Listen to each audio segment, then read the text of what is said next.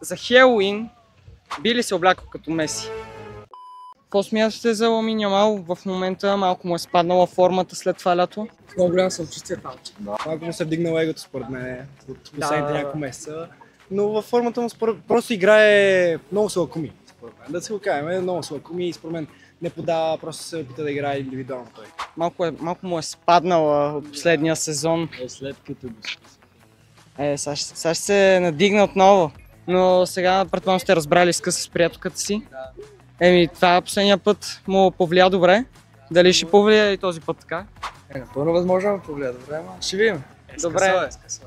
Последния път, който се случи подобно нещо, формата му се повиши изключително много.